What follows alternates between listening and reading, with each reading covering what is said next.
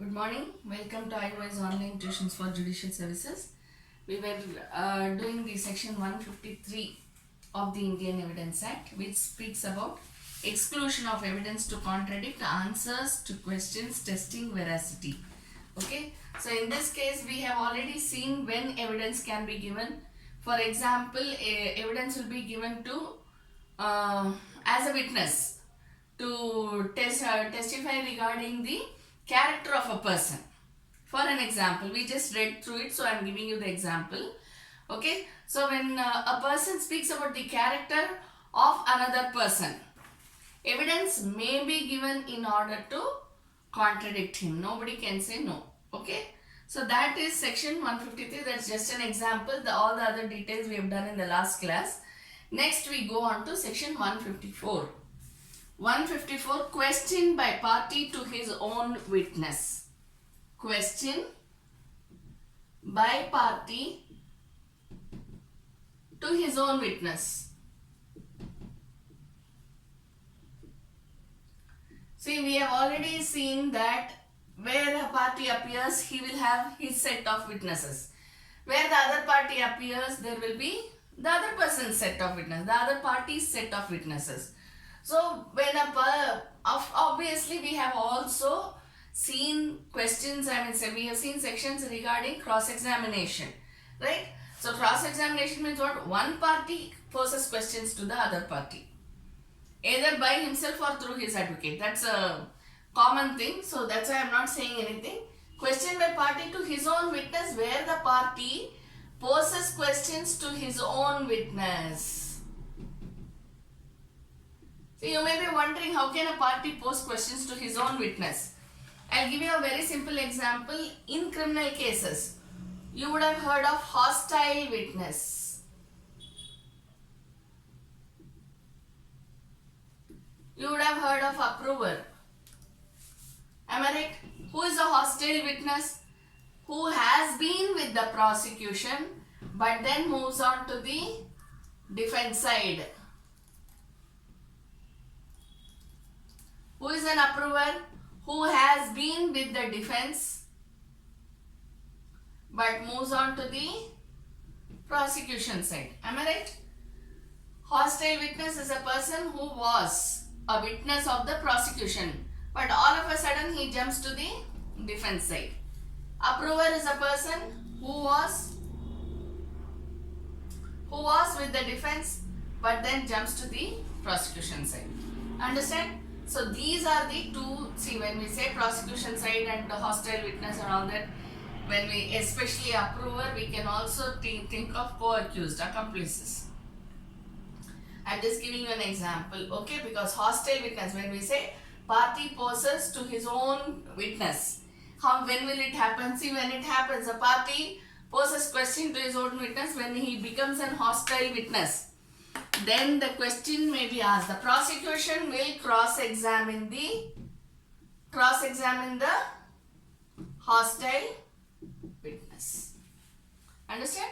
So a party questions. When can a party pose questions to his own witness? In this case. Okay? Just because he has jumped from being the prosecution witness to the defense witness doesn't mean that his evidence will no more be considered as valid evidence. No.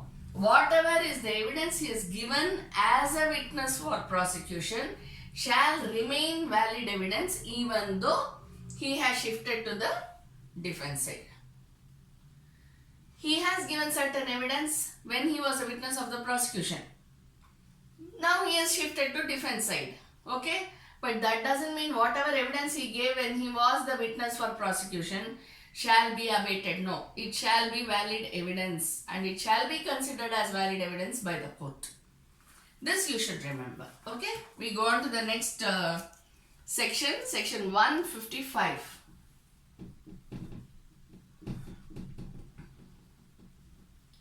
Impeaching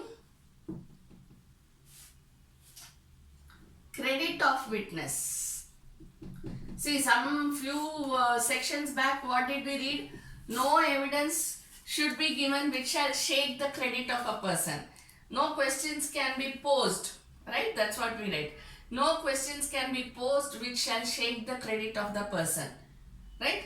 So when we say take the credit of the person, then in section 155 we are reading impeaching credit of the witness. Impeaching means what? Removing, taking away. It is exactly opposite, am I right? So in what instances can impeaching the credit of witness be allowed? Of course we have to take the permission of the court. Of course we have to take the permission of the court. Okay. So when can this be done? One, when a person has knowledge about the person's character.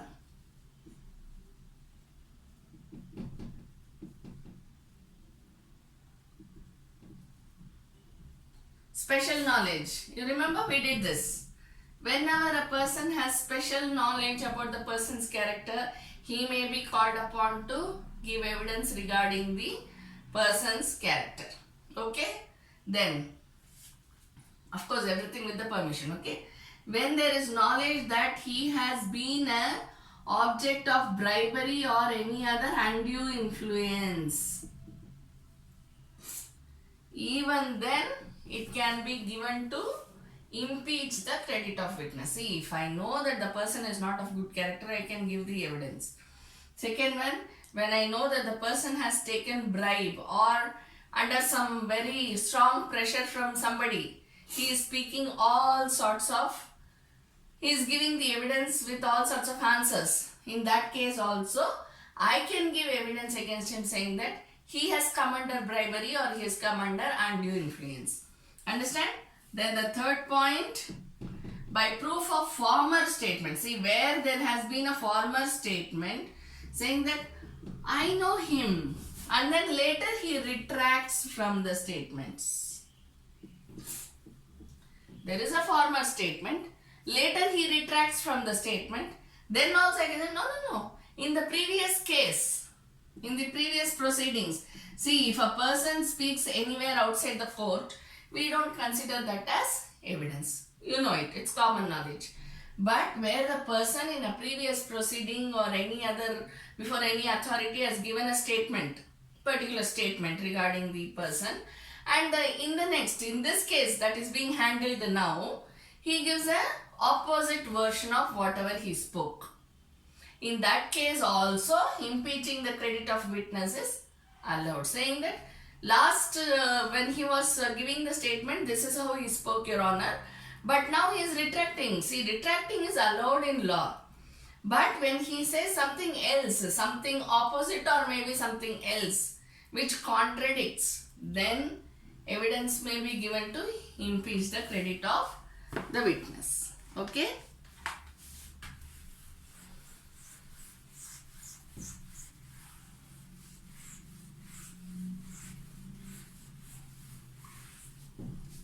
Next we go to section 156. Questions tending to corroborate evidence. Questions tending to corroborate evidence.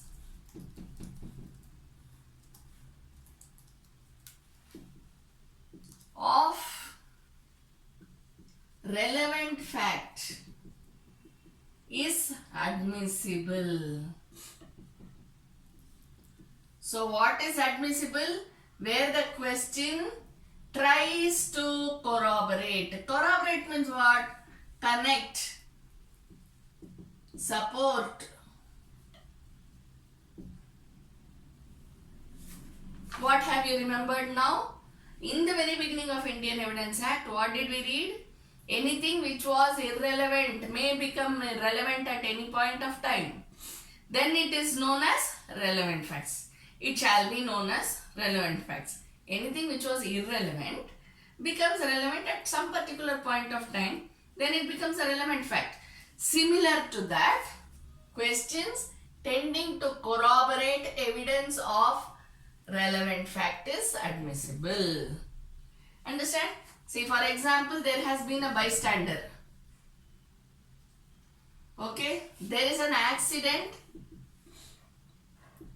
for which you have so many witnesses. Probably there is a group of people who are traveling in a vehicle, so everyone becomes a witness of it, right? Then you have the other this thing, defense side. Okay, then you have the authority. So there are so many people who are into this particular accident. Okay, but then we want an independent evidence. So what do? We call this eyewitness, and then tending to corroborate evidence of relevant fact admissible. We call the eyewitness and say, what did you see? What did actually happen? When did you see this? Right? So even though there is a group which was there as in the vehicle, so they are good witnesses, valid witnesses, but still we call an eyewitness and say what actually happened.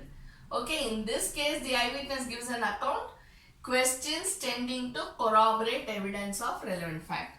See, what we will give evidence for? We will give evidence for corroborating facts in issue. Our natural tendency is that, right? So our natural tendency is to corroborate facts in issue. But what about relevant facts? For relevant facts also, if there is evidence, then it can be given for corroboration of relevant fact. Understand? Suppose these people say, no, we were in Mandya, Mysore. Okay? He says, no, they were somewhere in between Bangalore and Mysore. Understand? So, even though it is a relevant fact, it is a fact in issue, it is a relevant fact because we have to think about the jurisdiction.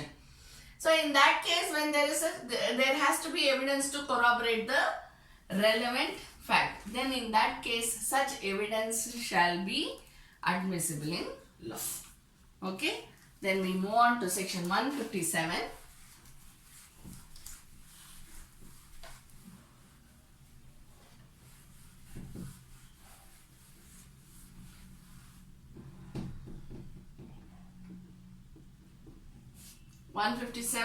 Former statements of witness may be proved to corroborate later testimony as to same facts. Former statements of witnesses may be used for what purpose? To corroborate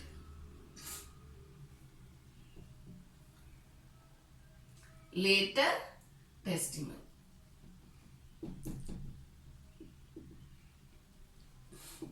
As to same facts. What is important over here? Same facts. Understand? It should be the same facts.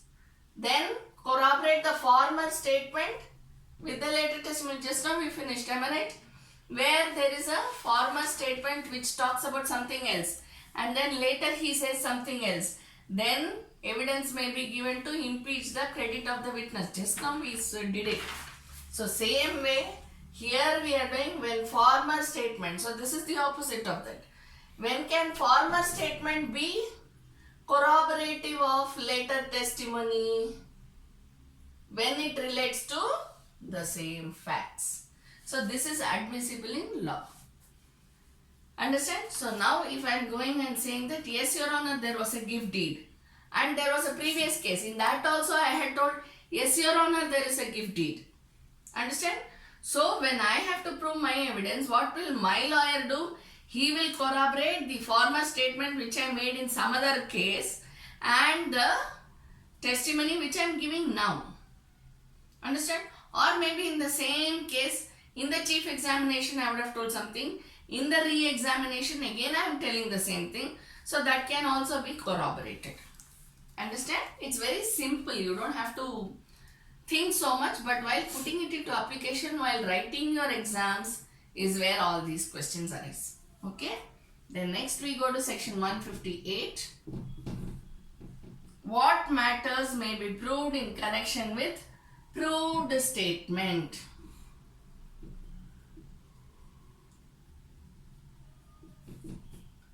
Relevant under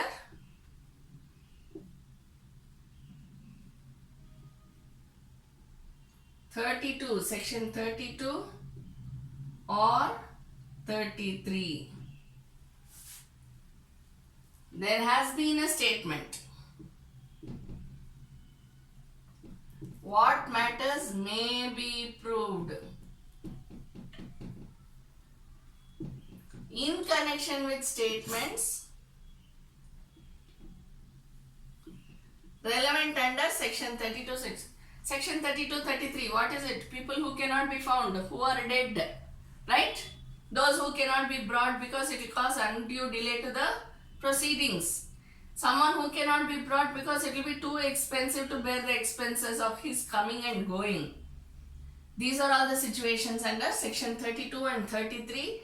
In this, what may be proved? See, we have seen whatever are the entries which have been made earlier, they shall be taken as the evidence of the person who is dead or who cannot be found or who cannot be brought, right? So in that case, what matters may be proved. Any statement may be proved, okay? Either supportively, we can either support the statement which has been made or decry. Decry means what? We can object to it, saying that no, what he said is not right. Or credit worthiness of the, impeach the credit.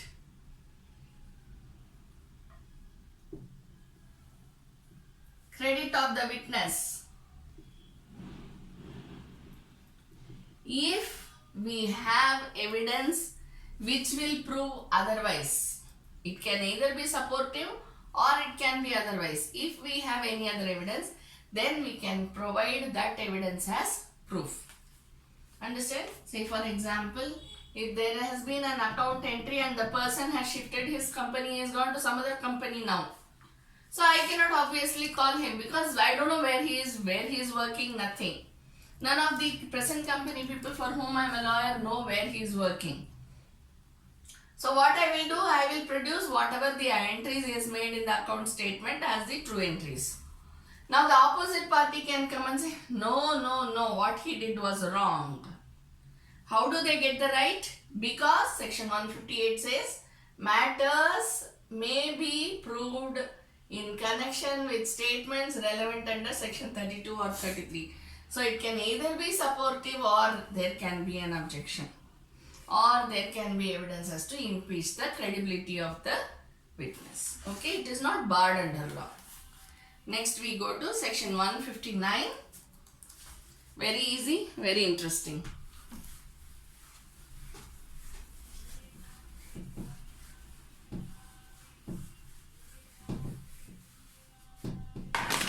Section 159. Refreshing memory.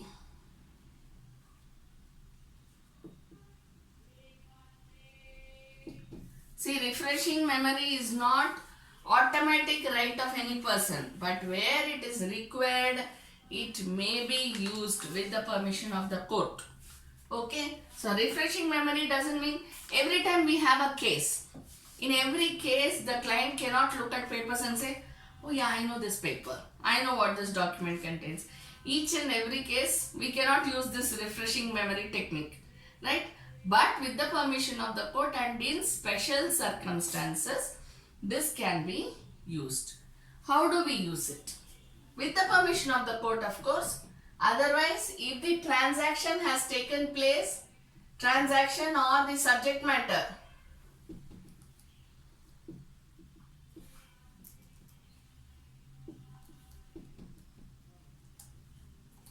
belongs to a very long time back.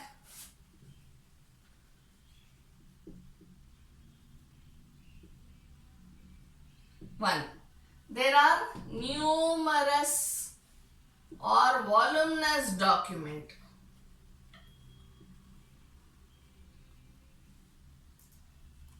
Numerous cases. I'll tell you all these examples. Okay, and then if the person is a very old man, old person, we need not say man because it can be a woman also. Okay, or in certain cases the documents need to be gone through in order to give evidence. Okay, see for example, when we take a check bounce case, ordinarily we show that check and say, is this the check which was signed? We do it. In check dishonor cases, we do it, right? Dishonor of check cases, we do this. So we show the check and then we ask the questions to the person who is standing as a witness, right? Okay, so now refreshing memory, it should be taken with the permission of the court where the transaction or subject matter has occurred long time back. So I don't even know what has happened, or I don't remember much of what happened. If it is needed and if the court allows, okay? Not everybody can say, see for example, if I file a property case, I cannot say, I don't remember the schedule of my property, Your Honor. How much, what is the square feet of your land? I don't know, Your Honor. I cannot speak like that, am I right? So, that has to be taken care of. So, only in certain special circumstances, this will be allowed.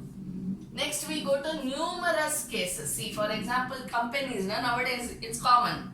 Nowadays, companies file numerous cases. So, when numerous cases are there, the companies will not know which case belongs to which client, which party, which customer. So, in that case, they can refer. Okay.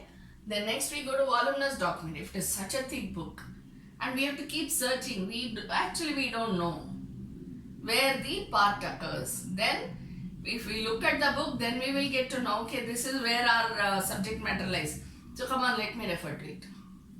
And then if the person is old or something like that, loss of memory and all that, they are all the cases. Then documents need to be gone through where, that's what I was telling you, where there are numerous cases or voluminous documents, then it has to be gone through, right? So everything may be done with the permission of the court when the case warrants such a refreshing memory. It is not used generally, right?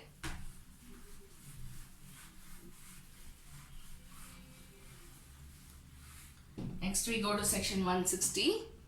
160 speaks about testimony to facts.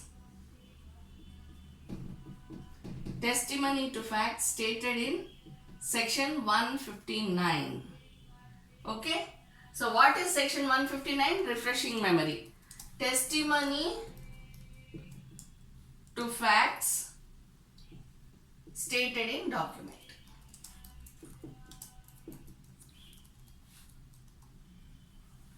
Mentioned in section 159. 159 speaks about refreshing memory by looking at the documents, right?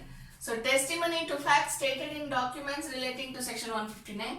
I look at a particular document and I say, yes, this is what is written in the document, this is what is written in the document, and then I turn the pages. Will that be taken as evidence? No. I have to give further evidence regarding that, right? I have to tell some facts which will explain, which will introduce the document to the court, which will explain the document to the court. So testimony has to be given in order to facts stated in, even though I am looking at the document and saying, document para number 1, para number 2, para number 3, can I go on saying that? No. I have to, even though I go through the document, I should give my evidence regarding the document. Okay. Section 161. Right of adverse party as to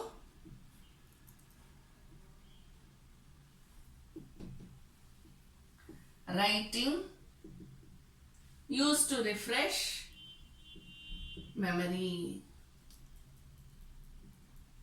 See, where there is a document which is being used by one party to refresh memory.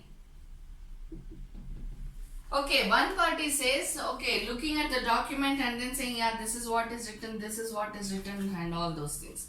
So when it comes to section 161, what are we saying? Right of the adverse party as to writing used to refresh memory. So what can the adverse party do? Adverse party can object. Okay. How will they object? Obviously they cannot say, because the right to refresh memory is given in law. So the opposite party cannot say, no, don't, please don't show the document to him. So the opposite party cannot object in such a way. But what can the party do as as an objection? The party can cross-examine the person. See, looking at the document, reading and telling is very, very easy evidence. So how will the other party say, come on, he is looking at the document, now let us ask questions. That is how they show their objections. Okay.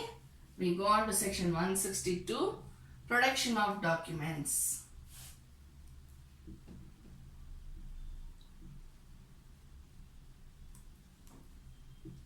Production of documents. Any witness may be called upon to produce documents. Once he produces the documents, we have already read, his cross-examination, his evidence can be taken on that particular document only if the court allows. Only if the summons is given to that effect. Okay. So now when we say this over here, then what will happen? Production of documents, he will have the power, he will have the right to produce the documents. But he can be cross-examined, or his evidence can be caused only upon the permission of the court. See, for example, sometimes it happens in court hall. If a person comes and produces a document, and then the other party says, I want to examine him, Your Honor. Then the court will ask this person, are you ready for giving evidence? He will say yes, or he will say no, whatever it is. Sometimes, it is not a normal course what I am saying. Sometimes it happens like this. So if the person is ready to give evidence, he has no hit, then no problem. Okay. Then next. 163, giving as evidence. Giving as evidence of document called for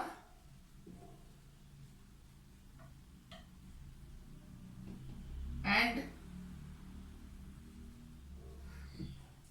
produced on notice. Giving as evidence. What? Giving the document as evidence. Giving the document as evidence. Which document? The one which has been produced on notice. The court will send summons. Please bring so and so document. And the person brings the document. Once the person brings the document, it is called document on notice. Production of document on notice. Right? So once the person brings the document on summons, on the notice sent by the court, he is bound to give it as evidence. He is bound. Bound means what? He should. He cannot say, no, I don't want to part with this document. If he is not ready to part with the originals, he should at least part with the certified copies. If it's a public document, you should remember, you combine everything and then look at Evidence Act.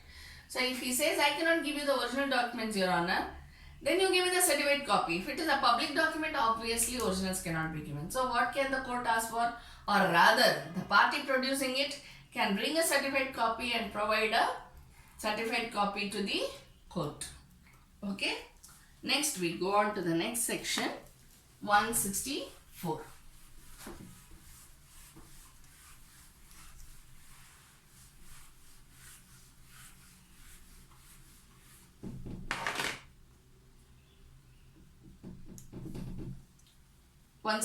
is done. 165.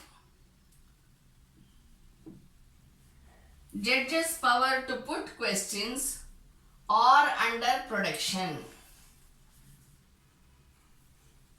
Judge's power to put question or under production. So what is the judge's powers? We have already done. Wherever he feels, he deems it fit, he can put questions to the witness. or he can call for documents. And after the documents have been produced, he has the power to inspect the documents. He can ask questions to the witness. He can call for document. After calling for document, he can inspect. After inspecting, if he again wants to ask something to the witness, he can ask questions. You understand? So nobody can say, the judge cannot ask for, the judge cannot ask questions to the witnesses. It is the judge's power to ask questions and call for documents, inspect the documents that has been called for, and ask questions on that basis.